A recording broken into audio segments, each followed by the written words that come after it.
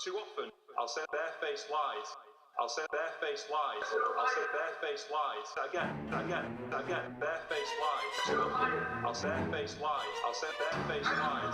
I'll say barefaced lies. Again. That's right, yeah, we got an agenda. And it's your money we're gonna spend, yeah.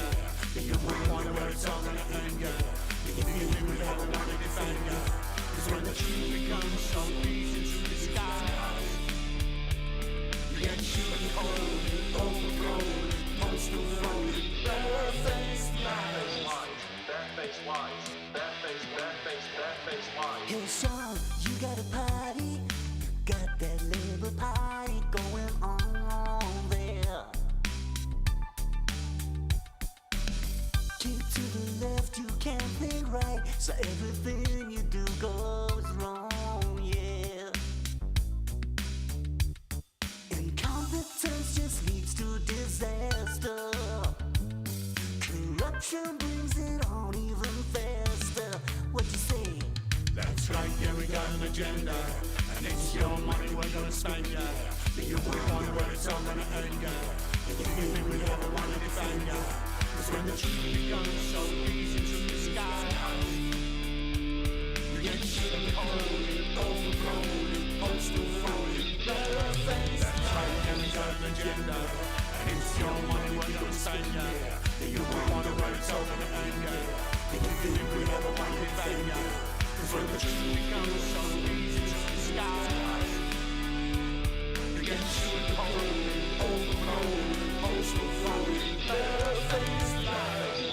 Barefaced lies. Barefaced lies. Comrades, you always told us you'd build us all a new Jerusalem, yeah. You talk the talk, but when you walk, you only leave a crooked line there. And you don't see the trouble that's brewing, if all you do is just what you're doing. That's right, yeah, we got an agenda. And it's your money we're gonna spend, yeah. But you won't wonder where it's all gonna end, yeah. And you think we never wanna defend, yeah. Cause when the truth becomes so easy to disguise, you get shit cold, overgrown, postal road, barefaced lies. Is this where you wanna be? Debt and childhood poverty. Won't somebody set us free from this corrupt kleptocracy? Oh yeah. Barefaced lies. That's right, yeah, we got an agenda. And it's your money we're gonna spend, yeah. But you won't wonder where it's all gonna end, yeah. And you think we never wanna defend, yeah. Cause when the truth becomes so easy to disguise, you get shit cold, overgrown, postal road, barefaced. That's right, yeah, we got an agenda.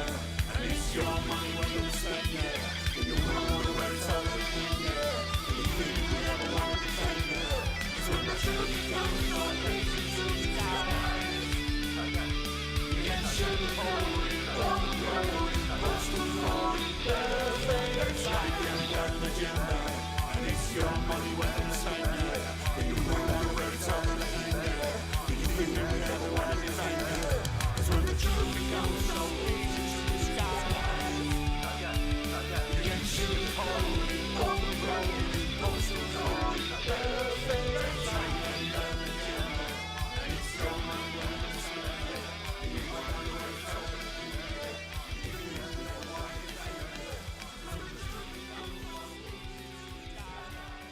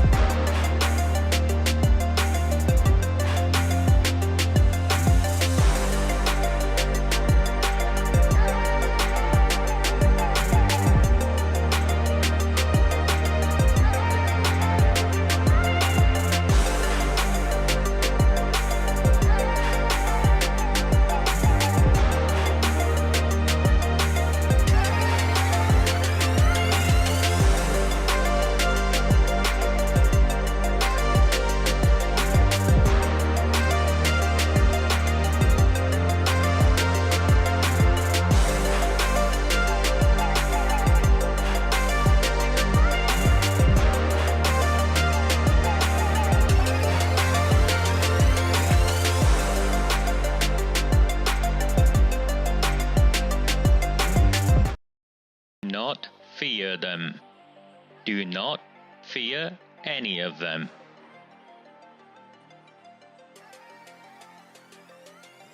On the 20th of November 2003, James Ignatius O'Rourke McMahon was elected councillor for the Failsworth East Ward of Oldham.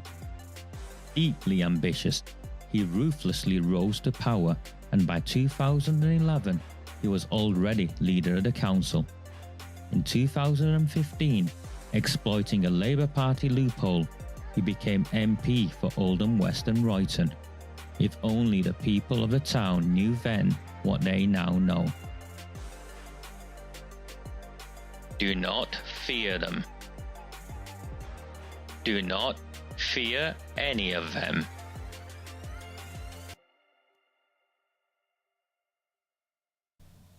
A very, very good evening, Tuesday the 6th of May 2025. Yes, very plain setup at the moment. You'll have to bear with me. Sorry, for those of you new to me, my name is Raja Mir. These are Recusant 9 transmissions. We've been at this now for 6 years or so. So it's been a journey and the world is catching up. I hear some of you are talking about Charlie Peters and the roadmap. Well, to do with organised crime. Well, if you'd followed my work from the outset, you would know I always talked about this. It was the grooming gangs did not operate in isolation. They were linked to the organised crime groups, the heroin dealers, the Pakistani heroin dealers, and the place where GB News hasn't gone yet, or no one else has gone, but us really, every now and then you do, but is there's an intersection between the grooming gangs, the heroin trade, and the Pakistani gangsters, and of course Pakistani politicians, Muslim politicians, and the increasing Islamification of certain areas and the conflict there. So there's a whole host of layers to this that, well, it's nice. For me, it's nice to see people are catching up, so thank you so much. My bookshelf is right in front of me. What happened, Julie, is there's a wardrobe behind me because my daughter has a room and she doesn't like the wardrobe, and she's getting of an age where she wants her own stuff rather than what she found when I moved here and all of that. So if I'm in the loo, I'm doing well. I don't think I've got there yet, Callum, where I can do those sort of broadcasts, but who knows? So maybe a plant or two behind me at some point. I'll get round to, but it's the wardrobe behind me because she wants her own wardrobes and bedside tables and whatever it is that 10-year-old girls want. I think there's a dressing table and mirror. Yeah. Right, so before we get on with this evening's transmission, my aim is to keep coming back as often as I can because the content is there. There's a lot happening, and 1 day a week transmission really won't cut it, and I won't even get the content in for 3 hours, 4 hours. Just too much is happening. So I've come back tonight. My plan is also to come back tomorrow night and go into extensive detail on the GB News research. So I will do that tomorrow night. But I've got content for tomorrow night, and it is to do with the ongoing issue of our lovely MP, Lucy Powell, the leader of the House of Commons. So we will get to that, and you've got to understand the reason I'm here and I've got this far is I'm very focused. I'm not going to go after the head of Ofsted or any of that. I understand who he is, and it's an interim appointment, so you understand.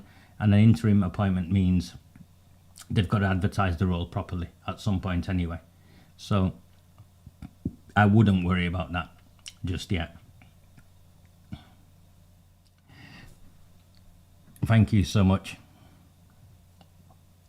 Right, transmissions, these broadcasts, 100% community funded. That means you guys fund them.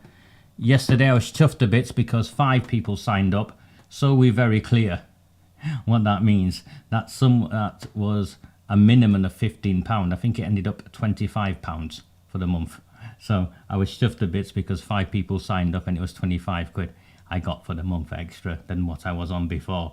So that is That is the level in which I'm operating at. It isn't thousands, definitely not tens of thousands, not even hundreds at times. Okay, so please, if you're here and you're new and you can afford the £3 a month, sign up to Red Wall and the Rabble. You can pay £30 and be done with it if you want. If you don't want a monthly commitment or that much and you just want to sample it, please consider buying me a coffee. And if you can't afford it, at all, then please still sign up for free, because we need to get our numbers up. As you can see, this battle is... There's a war waging, isn't there? There's a war waging, and it is up to us all to play our part. So, thank you.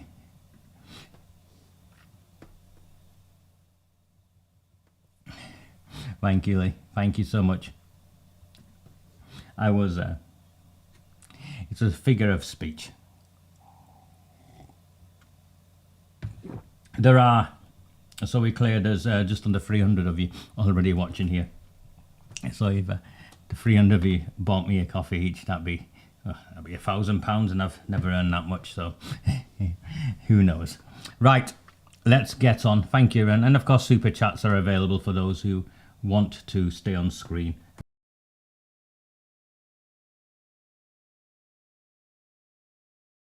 You want to do that.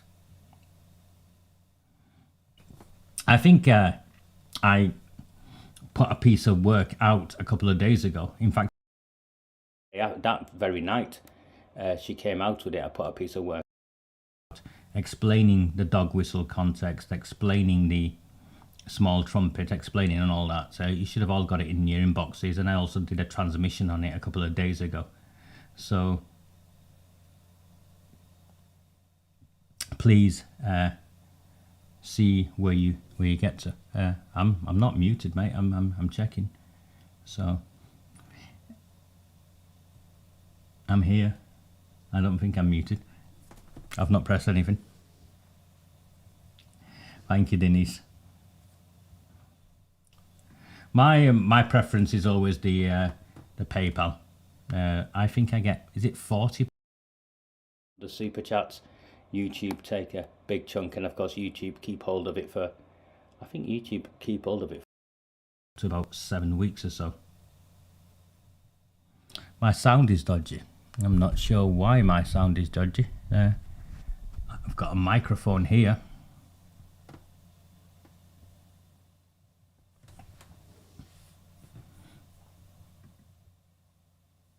Sound, no, I should be okay.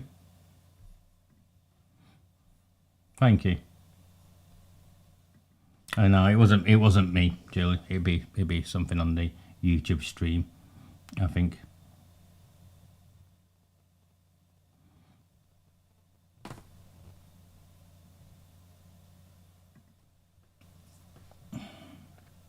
Mic keeps dropping in and out. Well, I have reset everything, but I don't think there's anything. Give me a second.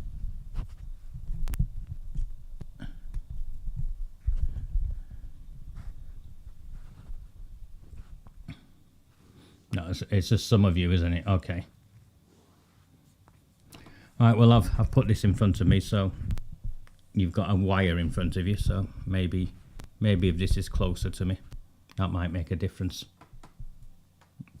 Thank you, mate. All right. A lot's gone on, and a lot's gone on quickly. Essentially, Lucy Powell is being pushed to resign, and of course she won't resign, because that's the sort of woman she is. If she resigns now, she'll be forever known as the rape gang apologist, claiming we're far-right racists. She'll be forever known as that. So she won't resign. And of course, she won't resign because what she's done is only repeat what Keir Starmer said in January, where he made reference to it as a far-right bandwagon. He wants to forget that, but that's what he did in January. He made reference to it as a far-right bandwagon.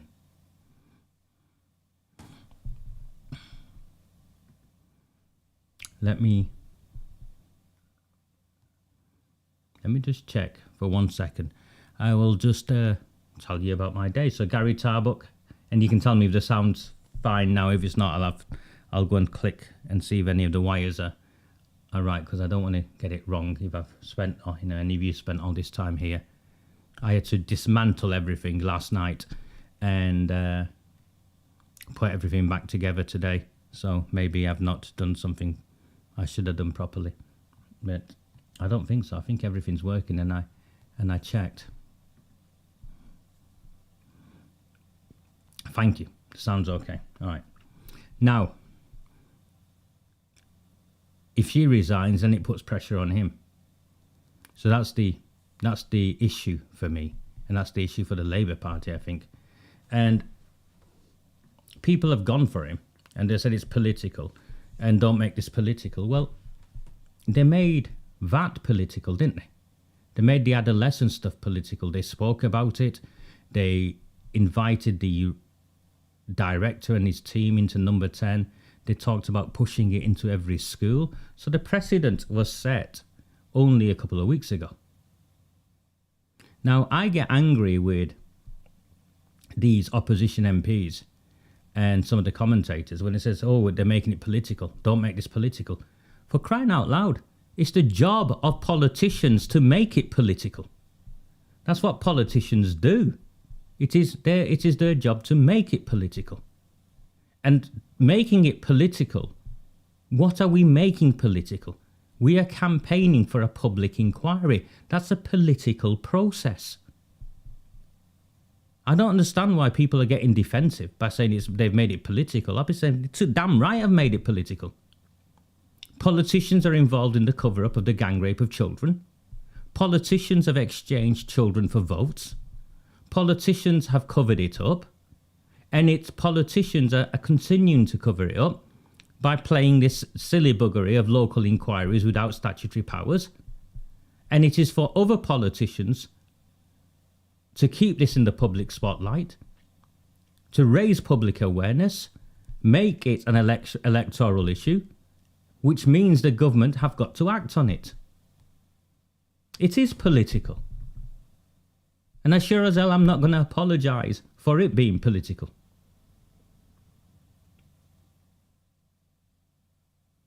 And if we don't have political influence, right? If we don't have political influence, and you're right, then what do you think these people will do? Do you for one moment think they've got our best interests?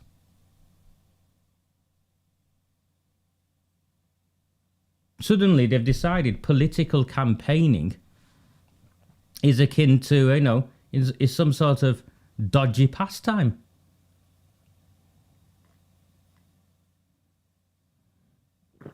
Maggie Oliver has gone on a journey. Everyone's gone on a journey. Maggie Oliver has gone on a journey. And the journey Maggie Oliver has gone on is she's realised that this wasn't a few bad apples. This is institutional, it was systematic, and this was the culture of the entire establishment, from frontline staff to the highest level of government, across political parties for decades.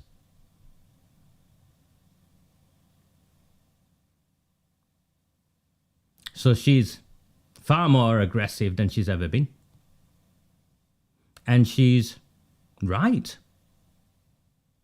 And I'm pleased when I see Maggie Oliver angry. You can dismiss Raja Mir, he gets angry. He sometimes, I do get angry, I have got angry. I had a friend of mine call me yesterday, a former government advisor, worked out at Number 10. Raja, we all thought you were mad. And now we know you're not.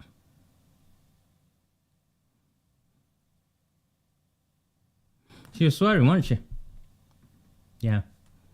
Maybe that's what'll happen. I'll temper down and she'll ramp it up. Thank you so much. That means so much to me. That someone signed up for the thank you.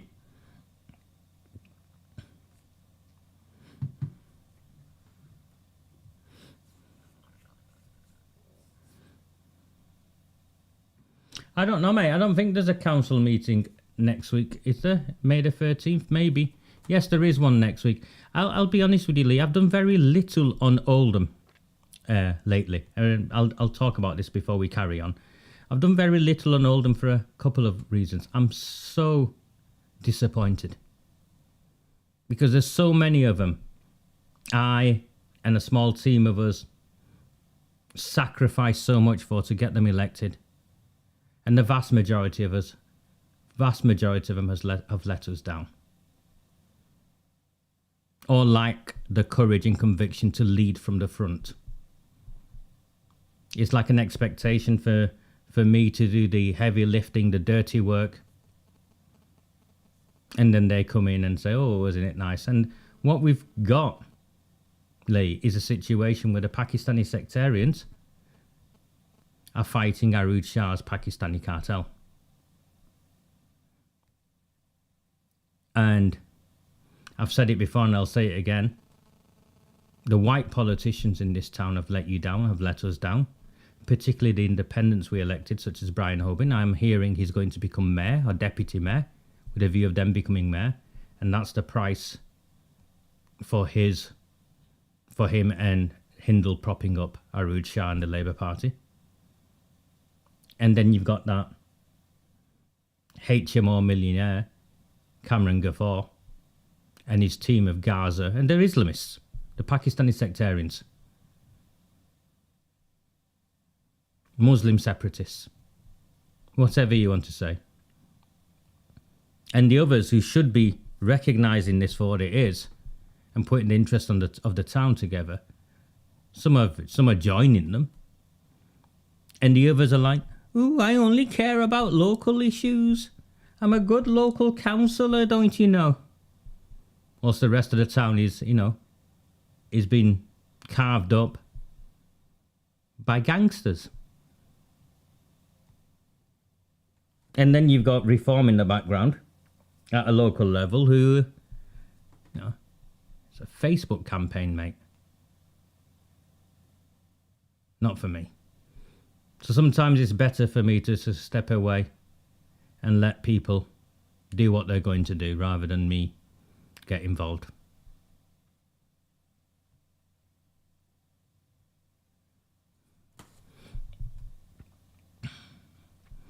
I would imagine that what happens there will play out here, Rosie. I think what happens there will play out here. As it always does. I'm a fan of Lewis's. I spoke to Lewis this morning. George, speak to Lewis. He'll tell you two things. He'll confirm my unwavering support for him. And he'll also tell you who it is in the council chamber that does the heavy lifting whilst all the others sit back. He'll say the same. They went after Lewis Quigg relentlessly because they decided that Lewis Quigg was my voice in the council. What they didn't realise is Lewis Quigg is his own person. He's intelligent, and sometimes two intelligent people can amplify each other. It doesn't have to be my voice, and I don't have to be his voice. Perhaps they didn't just stop to think we both want the same thing for the town, which is to clean it up, get all those arrested who are involved in the cover-up of the gang rape of children, and get rid of the corruption that infests this town. So that's where I am with Oldham. And it's a shame. My friend Julia here got banned from council meetings, got assaulted in the council chamber by security guards. Today I got a text message from the police. A number of Islamists were trying to incite my murder, provided the police with all of the evidence. Month after month after month, I had to complain, and they sent me a text message letting me know that unfortunately the necessary points to prove for this offence cannot be met, so it is unfeasible to progress this crime at this time. They were given all of the evidence. Text messages, WhatsApp messages.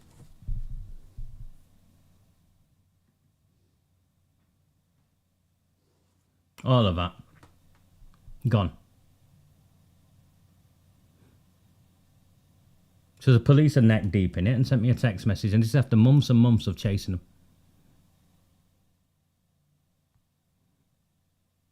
2-tier, it's worse than 2-tier, mate. Because what the police are doing is they're actively working with the gangsters.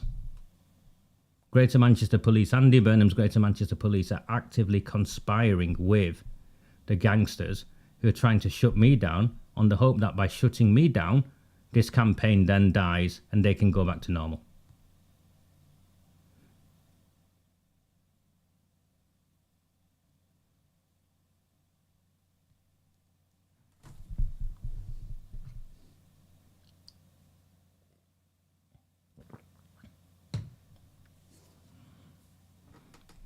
So please excuse me if I don't pay much attention of what's going on in Oldham at the moment, because there is stuff going on in Oldham that you need to know about, and maybe I'll do something on it at some point, but I'm not feeling it, is what I'm saying to you.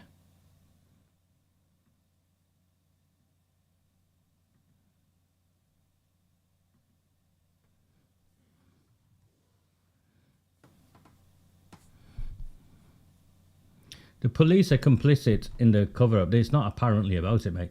The police are complicit in the cover-up because the police were involved in the rape gangs, first and foremost, covering up. Secondly, they were involved in the rape gangs. Maggie Oliver confirmed that in the Channel 4 documentary last week. At least one serving police officer was a member of the Pakistani rape gangs. He has never been charged or convicted. And it's never won. Agreed. And the police and Arud Shah, the leader of the council, are covering for each other.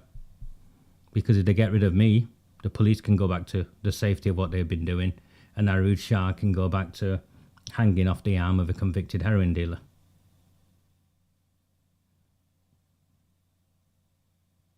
And everything goes back to normal.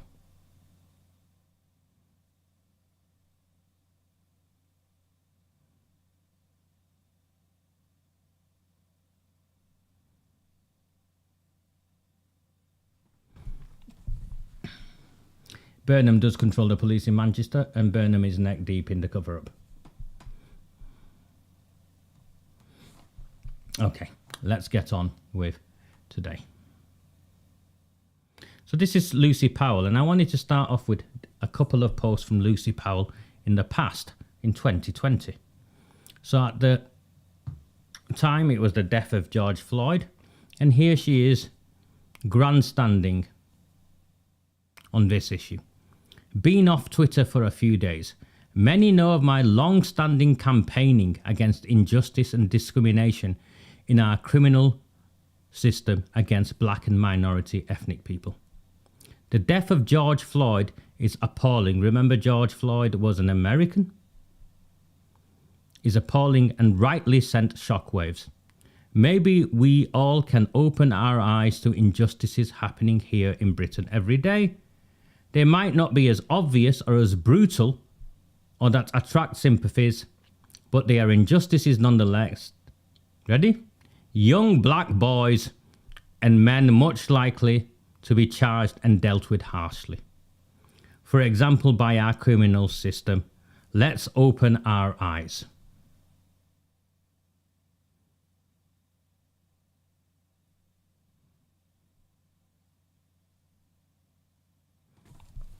She is this not racialized? So she is happy to campaign. She's happy to campaign for black and minority ethnic rights to do with black boys and men. But she won't campaign for working class white girls. Is this not politicized? Is using the death of George Floyd in America, a criminal, wasn't he, in America? To campaign here, is that not political? Yeah.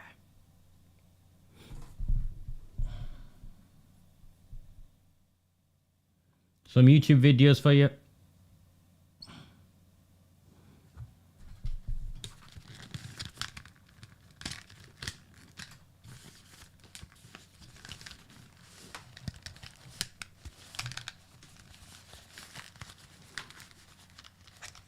It's preparing the video for some reason. Let's just see.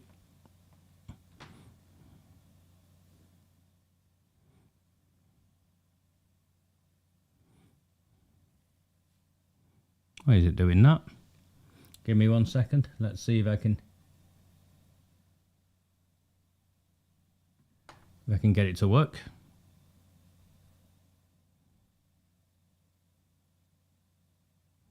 The joys of an old iPad. Just give me a second.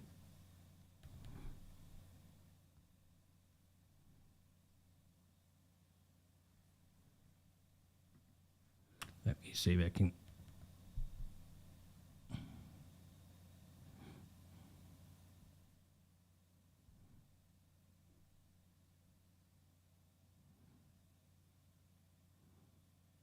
Okay, it's preparing. So I can talk to you whilst it's preparing. I'm not sure why it's doing that. They're all loaded up beforehand. Agreed? I'm not disagreeing with you.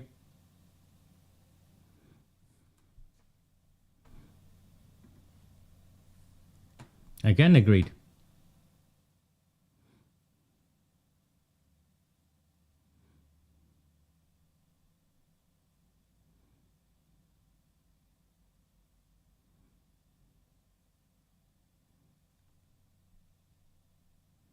Why is it doing that?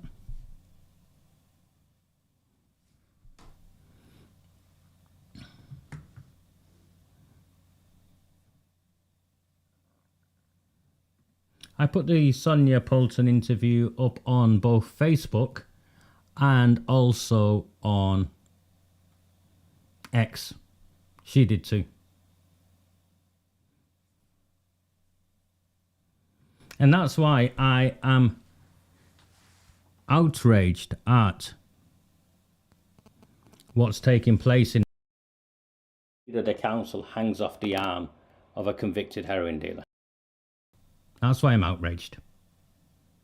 Because we now know, if there was any doubt before, and I think Charlie Peters and his team have just demonstrated that, if there was any doubt beforehand, there isn't now, of the links between organised crime and the rape gangs.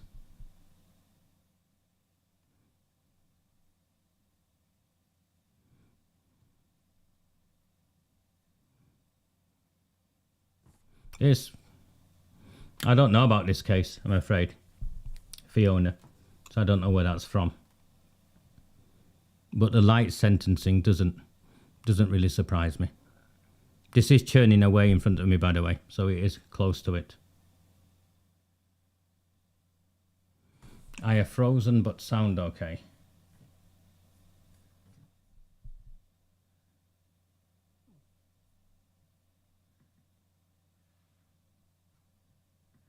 Okay, so that's my camera that's frozen. Just give me 1 second.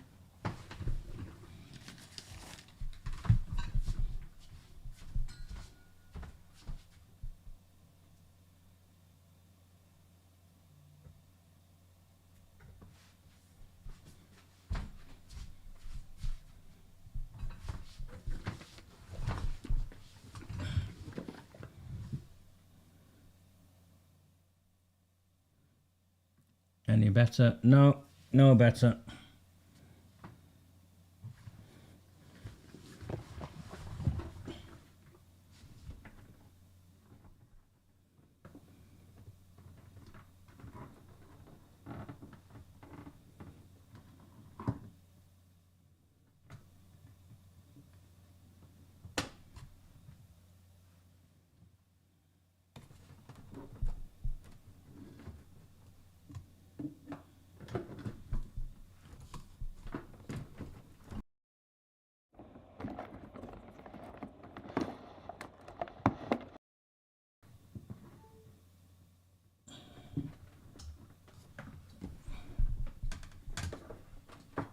There you go.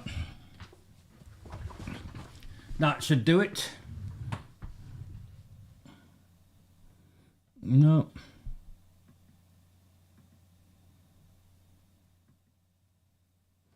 You got me on a different camera, yeah, definitely.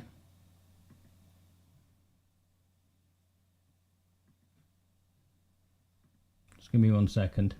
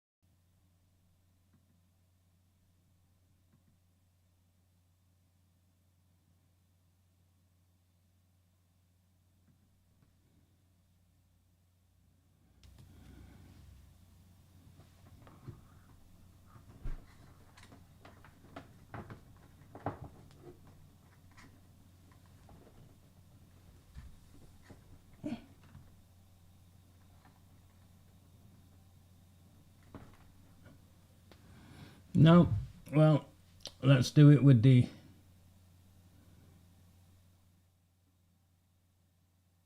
different camera. Let me play the video.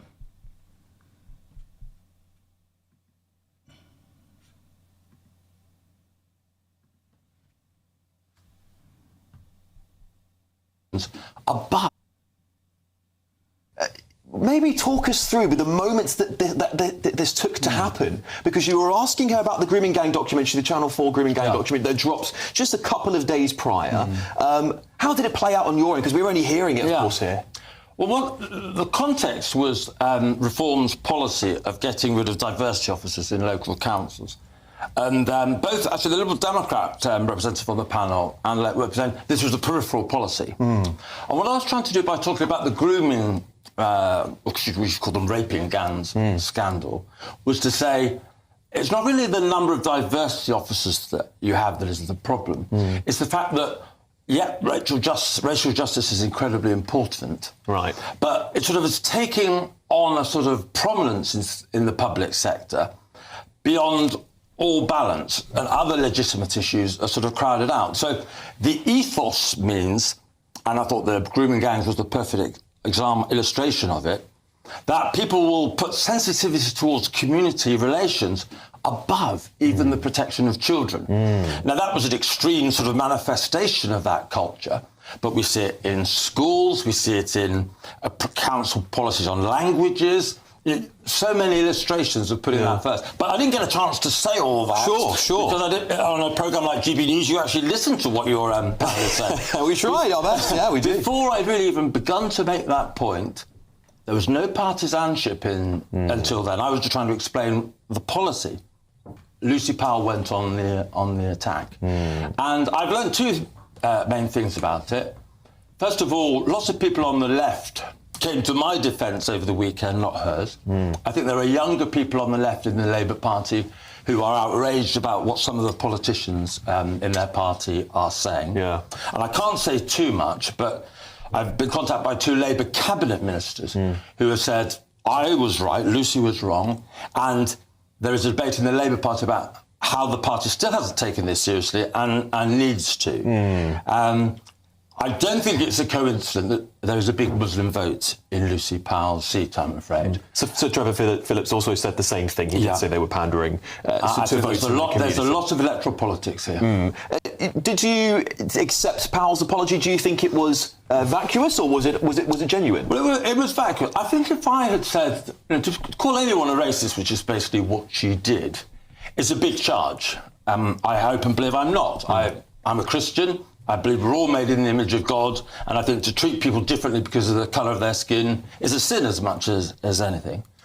It's interesting, though, that, for example, Wes Streeting and Peter Kyle, who didn't make the error, have reached out to me and said, I hope you're OK. I'm sorry.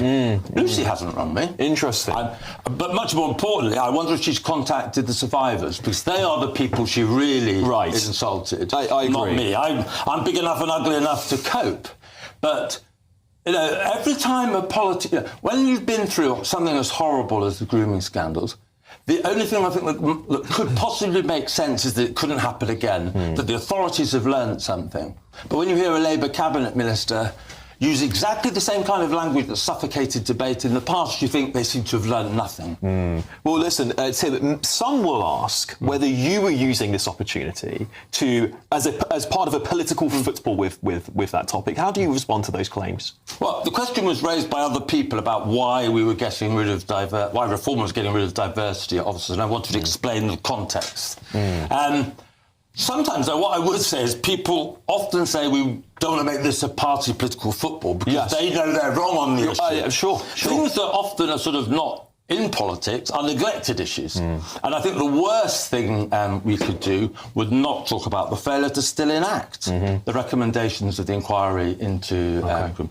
And there are 50 towns in Britain where grooming took place. 50. Yeah. Labour promised investigations and inquiries into those local areas, and they haven't happened. That's what really... Well, I want to dig into this with our panel, but I'm going to read this statement out here. An Oldham survivor told GB News, "I really don't know who they think they are. Labour go from bad to worse. They are so disrespectful and dismissive of us and our trauma."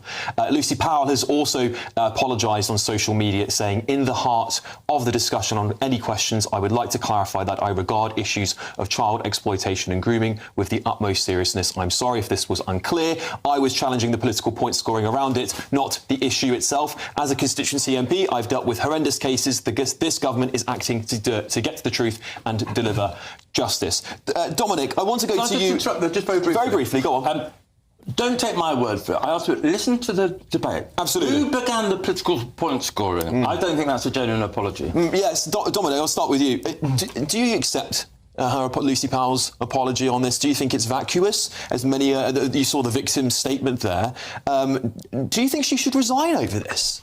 Well, look, here as a commentator, I think it's very important that if an apology has not landed with one of the people who's meant to have received the apology, and you say a victim has said that, then clearly that apology has not worked. It is not sufficient because it has not been received. It's not been heard.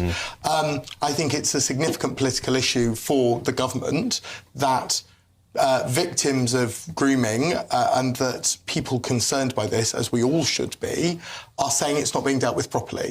I think the Home Office have made some very sensible steps forward in terms of giving local authorities the power and funding to convene their own inquiries. We've had national statutory inquiries. The J report has made significant recommendations a long time ago now, and they were not enacted by a Conservative government for a long time, and there are things that have not been enacted now by the Labour government. Well, in fact, as far as we might know, they have rescinded on 2 of the recommendations of the inquiry. One recommendation, compensation for victims. The second one was to extend the compensation for victims. So, you know, John, I'll come to you on this, because we would argue the Tories didn't do anything with this matter. Labour may be taking steps backwards. The Tories didn't do anything at all. Can the public trust any of the 2 established parties to deliver justice for the victims? Well, we need to press on and get to the bottom of this. The Tories did have inquiries. They didn't touch the right places, and so then they have now said they need an additional one. And they did tell officials to work on a compensation scheme. And I now understand this Labour government has decided to veto that on the grounds that they haven't got the money. Yes. But the Lucy Powell comment was just completely unacceptable. This is a very raw nerve. This is a disgrace. Having been a minister, should she resign for that? Well, I think she should. She should certainly do a lot better than she's done so far and make a proper apology to everyone who's taken it the wrong way, because... it just simply wasn't the right thing to say, and the apology wasn't a proper apology. She's now saying that the government she's part of is doing all the right things. It's not. 50 cities or towns, and we might get inquiries in 5 if we're really lucky, but they seem to have been withdrawing even the 5. They're not going to be proper inquiries. You can't bring anybody before them and insist on them answering questions. So what is the point of it? We need a hard-hitting inquiry that gets quickly to the truth, and we want prosecutions. Things have gone horribly wrong. People in authority ignored all this, or did think that this was a dog whistle issue which they didn't need to bother about, when this was vital to the lives of these young people. And now we're told that people many years later who've suffered in this dreadful way from gang rapes and from drug taking that was forced upon them and so forth, are not even going to get any compensation. Well, I'm sorry, it's not good enough. I think that'll be a very difficult pill for a lot of people to swallow, particularly as there's a lot of spending on other things that people may find ideological. Tim Montgomery, thank you so much for coming in today. Really appreciate it. I don't really know. I feel exhausted this morning.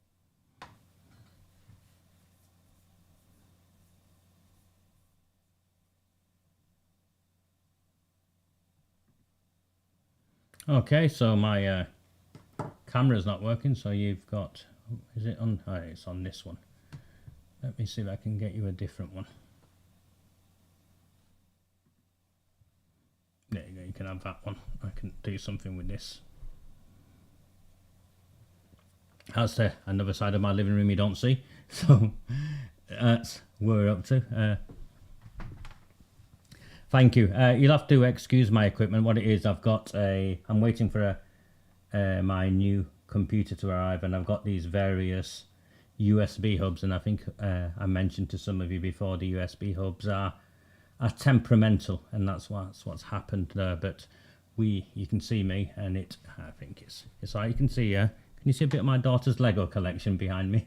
Yeah. So so there you go. So that was Tim Montgomery. And the point I wanted to make, a couple of points I wanted to make on Tim Montgomery's interview there on GB News. First and foremost, a genuine apology is issued to the person who you've offended or done wrong to. So she accused Mr. Montgomery, of being a racist, but she hasn't contacted him to apologise to him. First and foremost. She also made reference to this as that dog whistle, that little trumpet, which means it's insignificant. So she's not issued an apology to the survivors of the rape gangs, who, let's be clear, were kidnapped, gang raped and tortured and trafficked on an industrial scale across half a century in this country. So there's no apology there, and it's not a genuine apology, and the survivors has come back and said you've not apologised to us. So that's where we are first and foremost with this. Let me play you something else.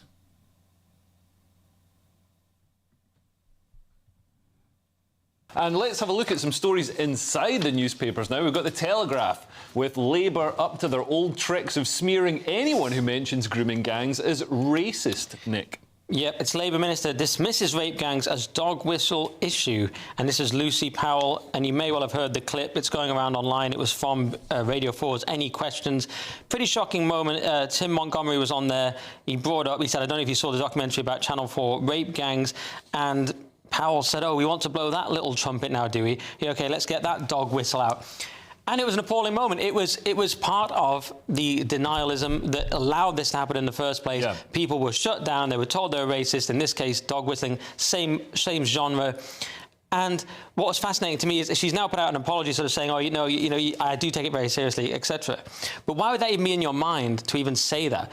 And my theory was it's part of the old software. Politicians for years got away with just saying, you're racist if you bring it up. But now that's changed. Everyone has seen that. If people have read this transcript, we know that thousands of children were tortured and raped for years. So now if you say something like this, it should have always been the case, but in this new context when everyone's aware of it, it just sounds monstrous and insane because we finally realised there are worse things than being called racist, the rape and torture of children. Yeah, I mean, it seems that is what society is finally waking up to. This idea that is worse than letting children get raped and tortured is wrong. There's much to hate about this. The idea that it's so missing the point. He's talking about a Channel 4 document. Oh, Channel 4 with its right-wing agenda. So already you know that the attack of it just being right-wing is a fallacy. But it was journalism by the Times. The Channel 4 did all this stuff. So it's not like, oh, there's some website, some blogspot.com thing. Then there's also the fact that just because a populist group might mention something doesn't mean you dismiss it. Listen to the point. Have a different answer to the group you disagree with, but don't dismiss it. Also, a dog trumpet is not the same as a dog whistle. She's confusing what you do when you're hunting with and a dog whistle that they can hear. Has she done no research into this? It's terrible. But also the idea that Tim Montgomery, a sort of Cameron-era Tory turned reformer, is this extreme figure is absurd. And just lastly, I mean, isn't this indicative of how Labour are completely out of touch and why they just got crushed in the local elections? Yeah, no, absolutely. And I think it reveals the attitudes across a swathe of polite society. You know, I think a lot of people exist in an echo chamber where, you know, any mention of grooming gangs is immediately dismissed as some kind of racism. But yeah, as we've said, the fear of racism does more damage. I mean, the Manchester Arena bomber, he wasn't stopped because the security guard was afraid of being called racist if he stopped this man. Yeah, I think we need to have a conversation where we're honest about some things. Like, it is true, racists will go on about this. Yeah. That's fact. But it's a true thing that happened, and it's a thing you should think is terrible. Yeah. Just because someone you disagree with has pointed to it doesn't mean you say, therefore I'm in favour of it. It's ridiculous. Otherwise, you end up having to hate dogs because Hitler liked them. Do you know what I mean? Absolutely. Just some... And let's have a look at some stories inside. So you happen to hate dogs because Hitler likes them.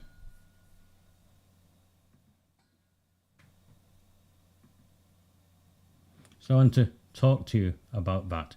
So those two videos pulled out a number of points. And I will want to go through with you on that. First of all, people in authority ignored all of this. So let's look at the arguments they're presenting. One, people in authority ignored all of this, and people in authority ignored all of this because white working class girls didn't matter. That's one argument, or one case, or one layer to this. And they made reference to that. Happy to make reference to that. They've also happy to make reference to it repeatedly, that people ignored it. So the first one is to do with class discrimination. Maggie Oliver made reference to it again yesterday. The second one is saying they were too scared to be called racist. And that's to do with the DEI stuff, the political correctness stuff. They've been trained to think that any criticism of ethnic minorities automatically means you're a racist, and you're too scared to be called racist.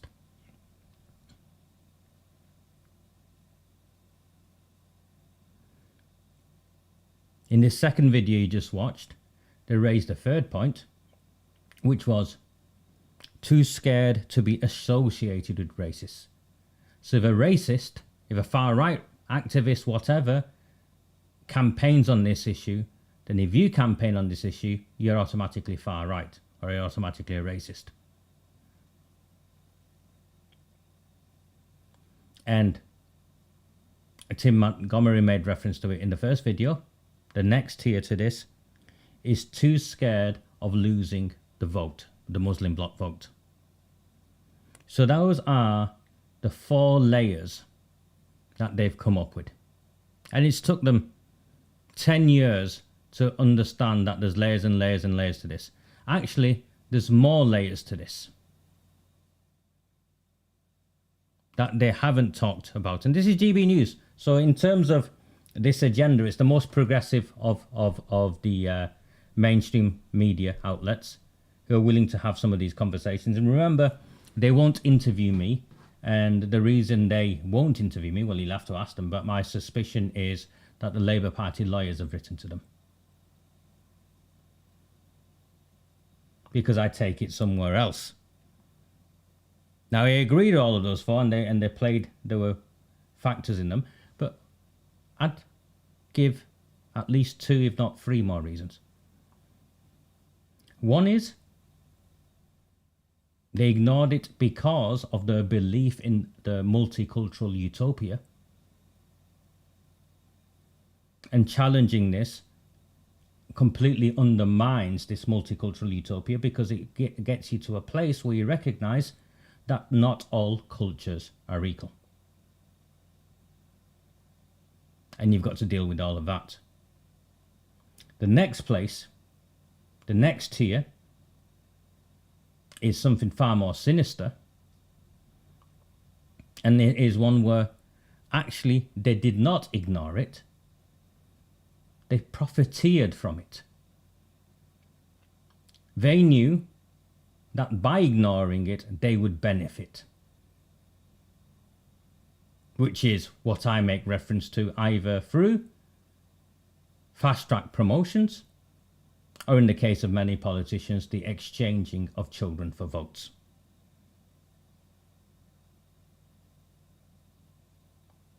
But there's one more tier that they won't get to.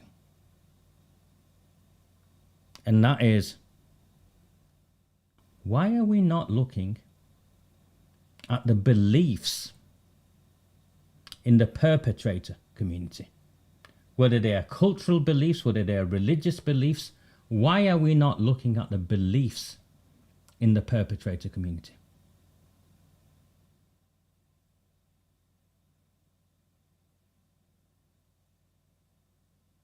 Now, I've talked about this extensively and more so, more recently. But here is GB News with their commentators, and they still don't take it where it needs to go. And the way they talk about it is they don't codify it. Oh, I'll have a little discussion here, discussion there, discussion somewhere else. And I think there's I think this can be broken down at least to 7 layers. And I'll talk about all 7 of them tomorrow, and I'll lay them out for you. I'll lay all 7 of them out, and I might write something and send it out as well. And I want you to cross-reference those 7 that I share with you, and see which of these 7 the legacy media is prepared or willing to engage with. Because when we started, it was all about the fear of being called racist. Now they're starting to hint at other things. But actually there's 7.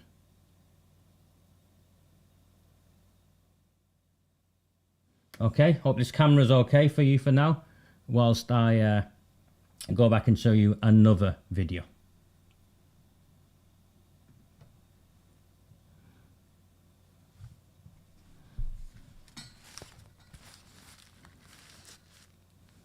Why is it that a fairly senior politician is so incredibly out of touch?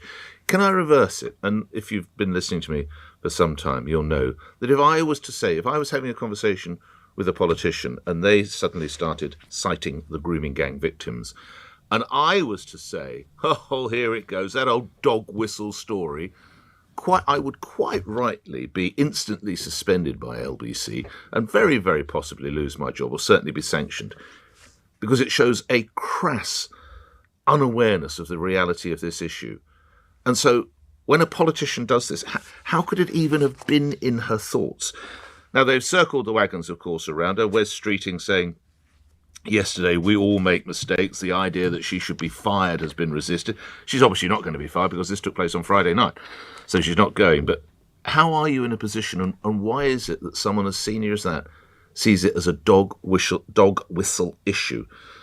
Of course, it's believed now this is abuse of thousands of children, gangs of men, mostly, not all, but mostly of Pakistani heritage. That's why it's this idea of a dog whistle.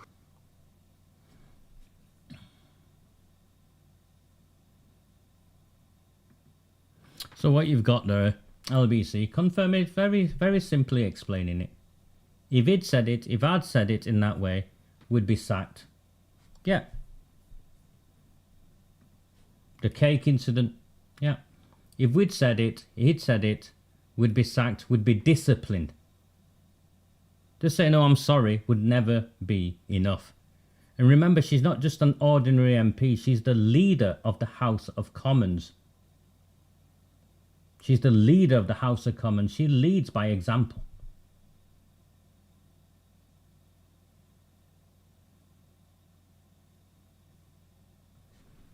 Another video.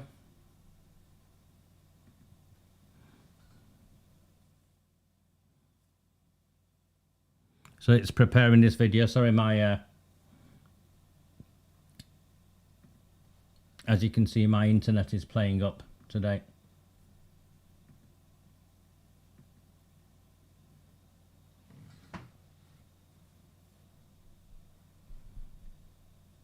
It is a huge position.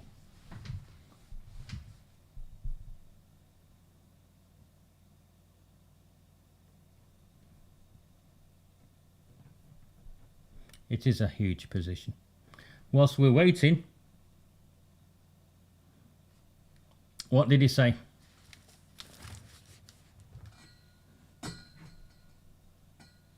I like Dan. What did he say?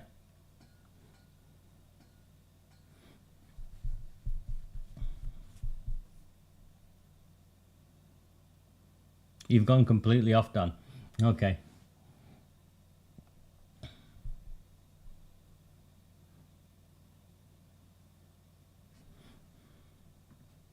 She should be leading by example, though, shouldn't she? You know, and this is Hold an on, here we issue go, the video's about back. young women who were raped, underage women. And now we've got Lucy Powell, who thinks, as an issue, it's just a political part.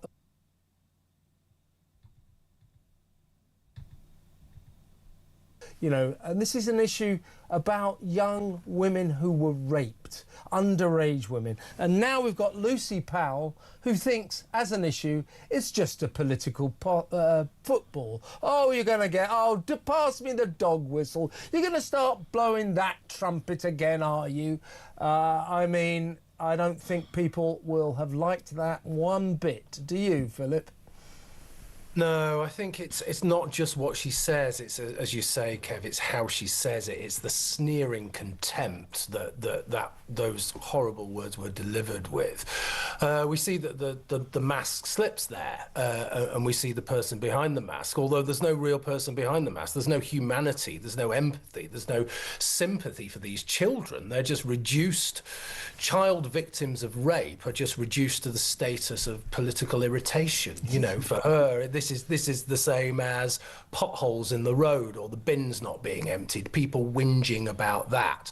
But the difference here is that the people who are complaining about children being raped, she doesn't see them as having integrity and really caring about children, because I don't think she does at all. She just sees them as, wait for it, racist. She can only ever think in terms of identity politics, you know. If we're thinking about victims and perpetrators here, for her, the perpetrators are actually the victims because they've got brown skin and don't refer to him as, you know, and this is an issue about young women who were raped, underage women, and now. So that's the New Culture Forum guy, Philip. He's actually from the north. He's from Bury, is where he's from. Very, very well educated man. I've met him once, and I have time for him, and he's got it right.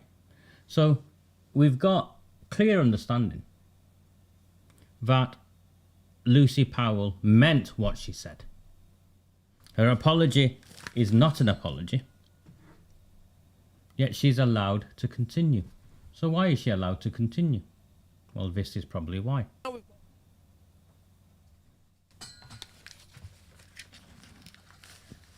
This is Wes Streeting, and he has been fronting all the interviews. Now, why is she not coming out and explaining herself? She's not come out at all, has she? Has anyone seen her? But he says something interesting here, which will no doubt load up at some point on this iPad of mine. Whilst we're waiting, please, if you find value in this, and you can see how hodgepodge I am in getting everything together, but we're still here and it's operating. Please, if you find value, consider supporting my work.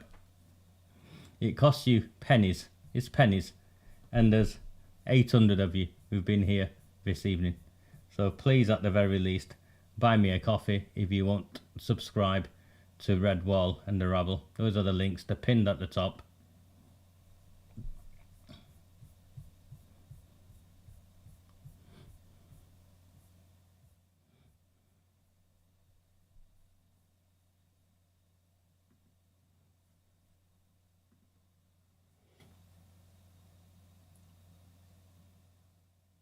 we've got one person this evening who supported me on the Buy Me a Coffee or the subscriptions. I think it's the person who took out a subscription. So thank you to that.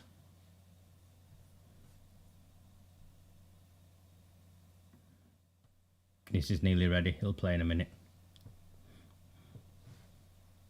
Lucy Powell, who still remains in her post despite those comments. And just a reminder, people aren't across it. She was asked if she'd watched that documentary on Channel 4 about rape gangs, and these are her comments. She said, "Oh, we want to blow that little trumpet now, do we? Let's get that dog whistle out now, shall we? Yeah?" Those are the comments that she said in that interview. That kind of attitude allowed these young, white, working-class girls in this country to go undefended and unprotected for decades. It's that kind of attitude that allows those rape gangs to still exist today. Now, you have said that she's a human, that she makes mistakes, but victims have told us here at GB News that they do not accept her apology. So if victims don't accept her apology, why is it good enough for you? Why is it good enough for the government? Well, look, firstly, the comments that Lucy made were indefensible, and she's not defending those comments. She apologised over the weekend for what she said on a debate programme on Radio 4. But I have seen what victims and victims groups have said since, and I'm really sorry that people have been hurt by what's been said. I know that she is mortified.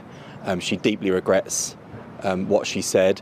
And look, to the heart of the issue, to the substance of the issue, I mean, you are right that, as reports by Alexis J, Louise Casey and others show, there has been a real problem in this area where political correctness meant that lots of victims, especially white working class girls, went unsupported, went without justice, and where these absolutely vile crimes went unaddressed for far too long. And it's one of the reasons why, as a government, we've asked every police force in England and Wales to go back to all of those historic cases where no further action was taken, to just look again at whether that was the right course of action and whether there is more that can be done to bring perpetrators to justice. And it's why, with some of Lucy Powell, who still remains in her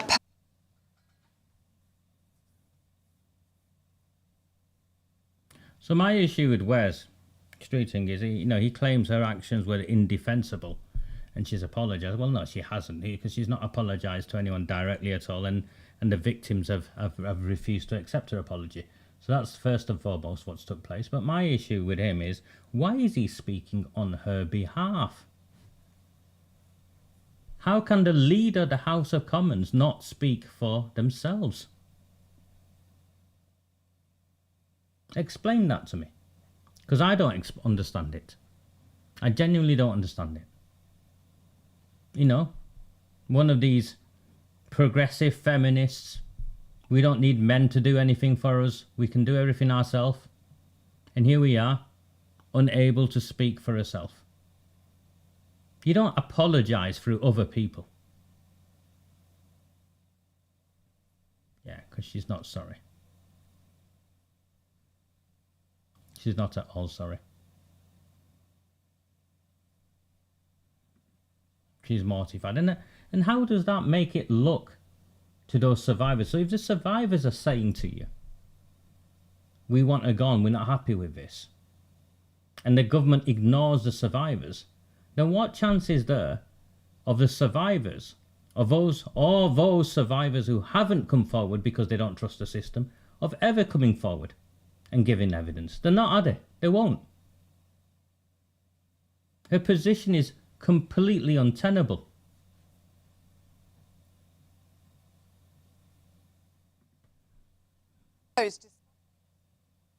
And when politicians, and I mean politicians, who sat in government for many years, are casual about honesty, decency, truth, and the rule of law, calling for inquiries because they want to jump on a bandwagon of the far right, then that affects politics.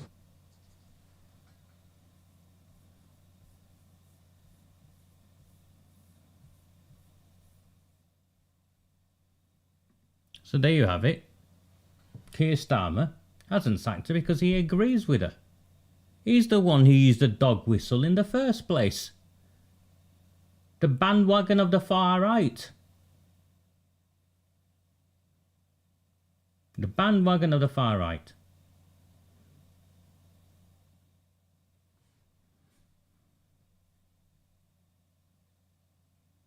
Let me share an article with you. I'll bring it up. Give me 1 second. You've probably not seen it, or maybe some of you have.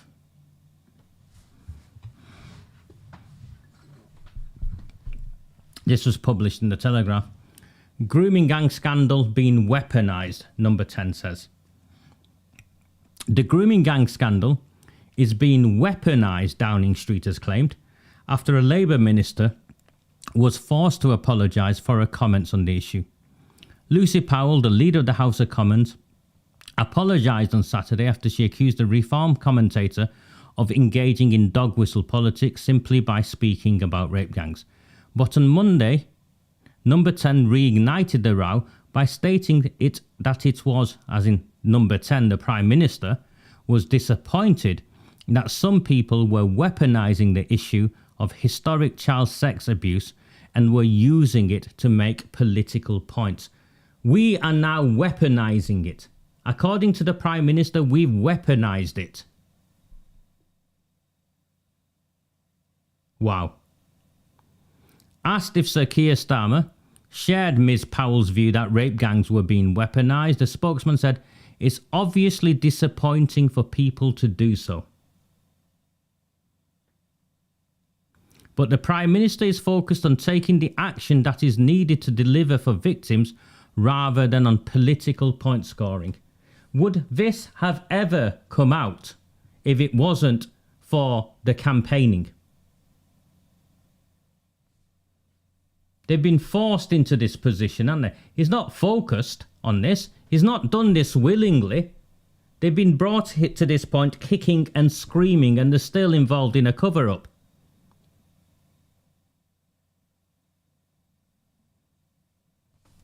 If anyone's weaponised it, it's the Prime Minister and Lucy Powell and the Labour Party have weaponised it to shut people up. And so I'm very clear. They've weaponised it to the point where they've repeatedly arrested me and tried to put me in prison. That's what weaponising something looks like.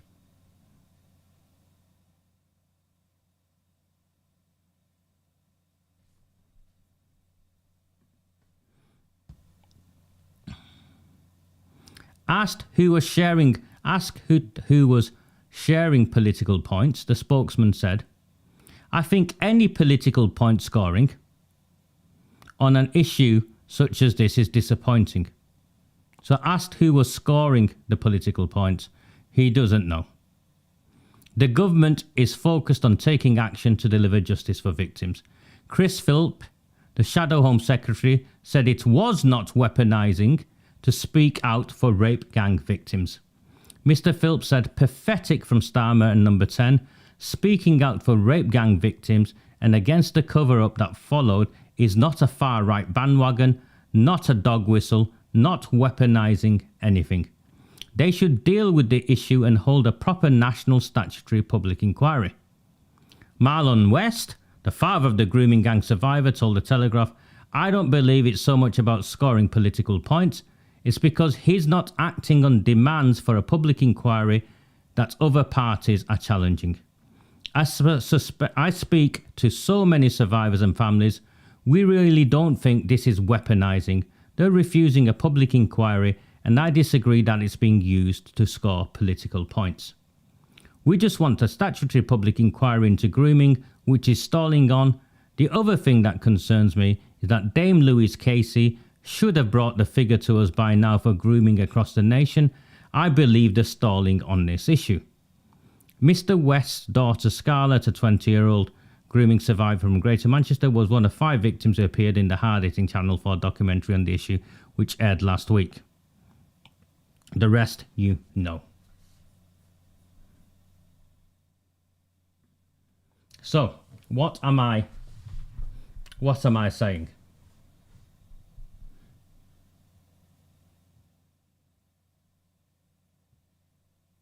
It's not weaponising. The Prime Minister and the Labour Party are involved in a cover-up. And that cover-up goes all the way to the highest level of the Labour Party. And should it come out, then I suspect if the rule of law was to apply in the way it should apply, then Labour Party politicians, including those in government, would be arrested and charged and likely face extensive prison sentences. For the role in the original role during the gang rape of these children and what they failed to do and why they failed to do it, and then subsequently their actions that attempted to silence whistleblowers and the cover-up that ensued. There's no ifs, no buts, that's what's took place. And I think it's very clear that's what's took place. Can I explain why the Tory party did nothing? I'm not a Tory party member, so I can't. I mean, I've talked about it in the past, and then what I've said is my belief is, one, the Tories held these girls in contempt because they were white and working class. Was it spiffing money up the wall or something? Was Boris Johnson's exact quote. And we repeatedly tried and lobbied the Conservative government, and they wouldn't get involved. Suella Braverman and the Conservative government at the time, if you remember, 100,000 of us signed a petition, and even then the government, the Conservative government, avoided releasing the documentation. And when it released that report of theirs, it was a cover-up report that changed all the language to hide the Pakistani element over-representation. The authors of that report should also face justice, by the way, in terms of a private prosecution, because they are also involved in the cover-up. But I think a combination of the Conservatives, one, didn't believe us at the time. Two, they looked at it and made a decision that these are white working class girls in constituencies that they don't really represent, so it doesn't matter. Spaffing, thank you. Thank you, George. And then I think there's also an element of class prejudice.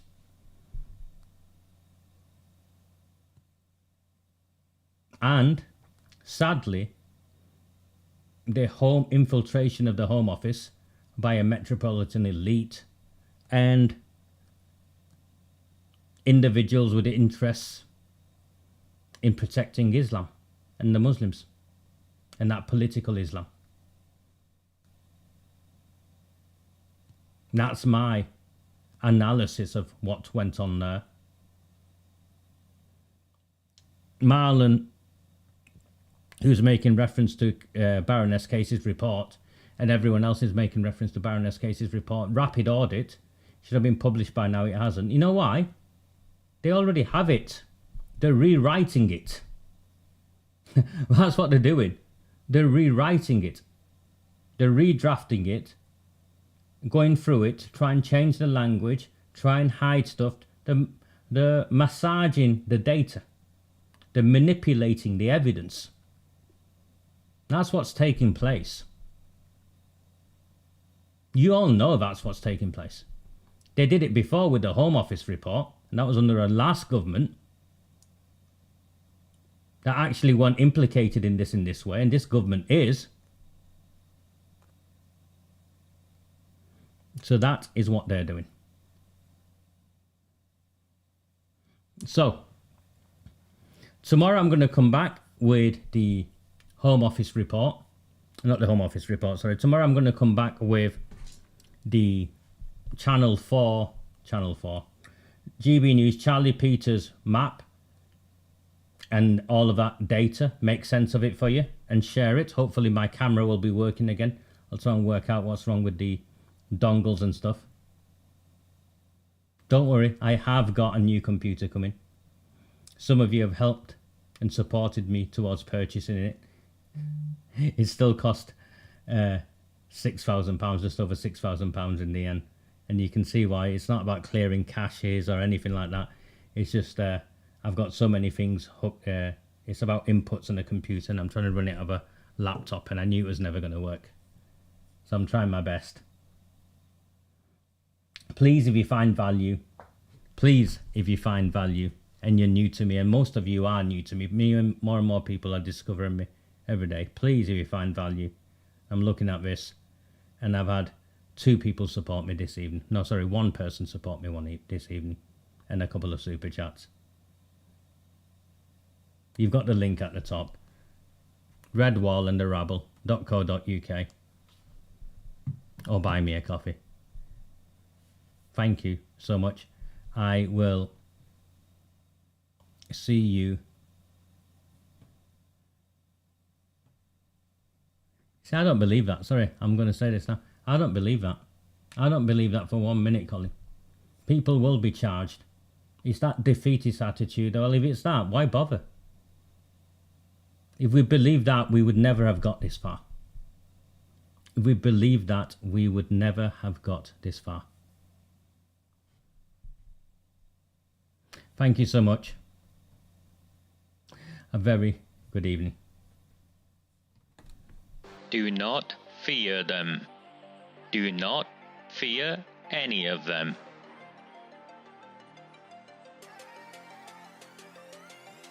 Do not fear them. Do not fear any of them.